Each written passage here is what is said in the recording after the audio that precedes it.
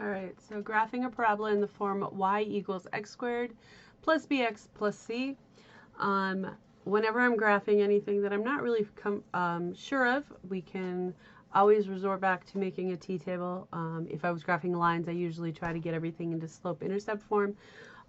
It is generally easier to graph lines that way. However, parabolas, there's a bunch of things you can do with parabolas.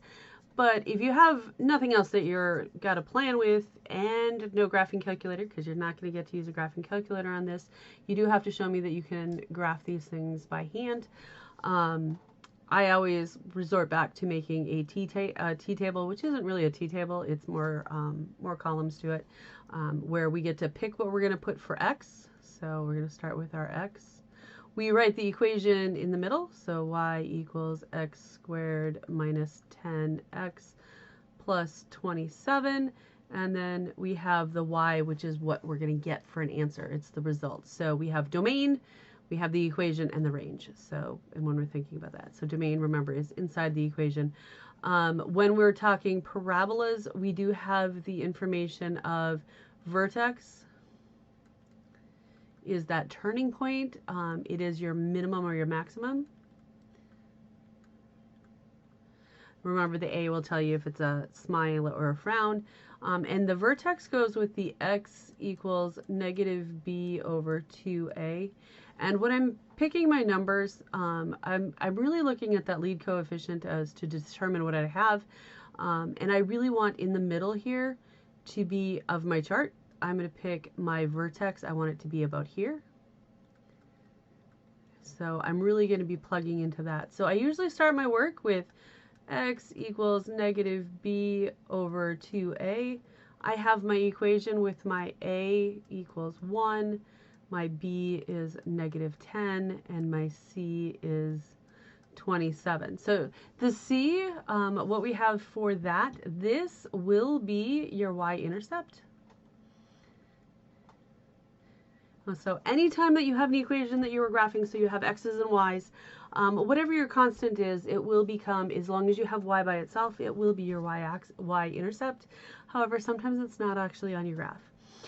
So looking here, we have x is the opposite of negative 10. So I write negative 10 over 2 times 1. So this is 10 over 2, which is 5. So right here is where I put my vertex, and I will get a 5. I'm actually going to find the coordinate of it, so I'm going to plug it into my equation. So I have 5 squared minus 10 times 5 plus 27. These numbers could look pretty big to start with, but they generally balance out.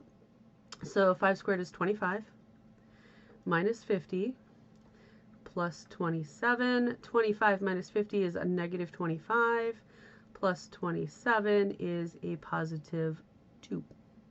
So I get my answers coming out. If I want, I can make a column of my points. So 5, 2 is my vertex. That is where I'm going to start. Making these charts, I usually put smaller numbers above, and I want nice numbers. So if I had a fraction for that lead coefficient, I would want to pick multiples of that denominator of the fraction, because then those will cancel out. But in this case, I have whole numbers. A is 1. I'm going to pick numbers from 5. So smaller than 5 would be 4. I'll put it about here. And then 3, because it does say, the problem says plot 5 points on the parabola.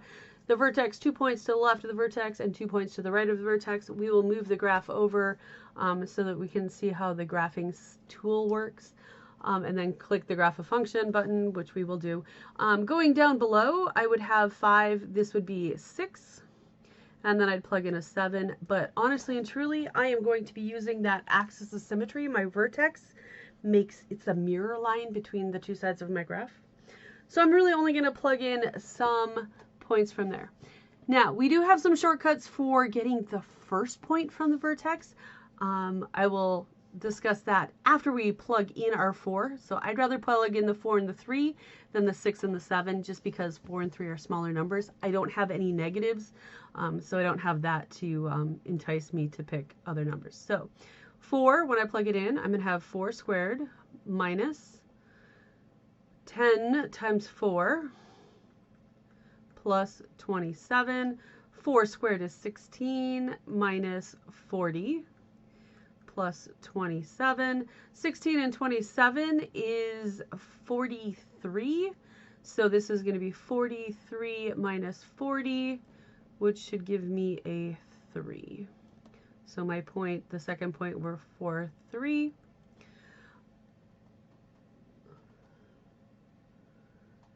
And when I'm looking at it, the shortcut is whatever your A is, as we go smaller or one space over in the X from your vertex, it is going to change your Y coordinate by that same number. So I know that this is going to be a smile, so my numbers are going to get bigger from the vertex. So 2 plus 1 is the 3.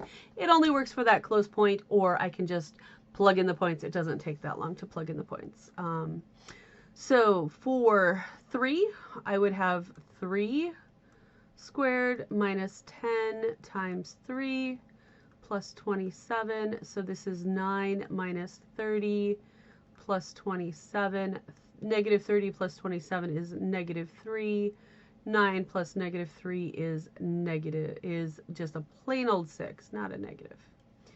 All right, so this is a 6, and because of the symmetry, these numbers will repeat. So 6 will go with 3, and 7 will go with 6. So my points are going to be 3, 6, and this will be 6, 3, and this will be 7, 6.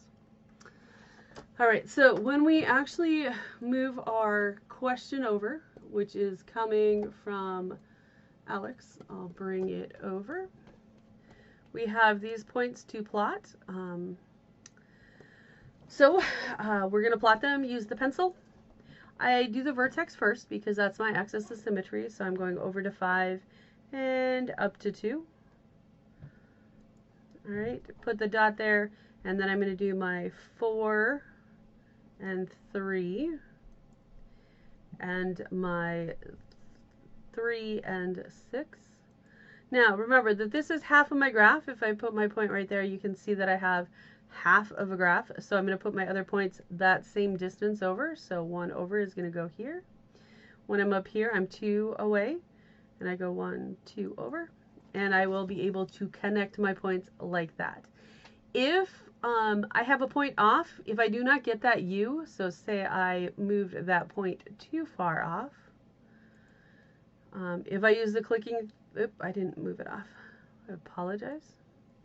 So if I put that here and do that, I will get a weird shape with more curves and stuff like that. If you get a weird shape, you have a point off, so make sure that you do not hit submit with that.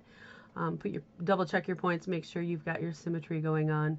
Remember that line of symmetry is right in the middle through that vertex. You should see both sides, and then you should be able to make a nice U. Cool. All right, there is another one we're going to do of this with functions, so we're going to add more to it. So another video will be coming.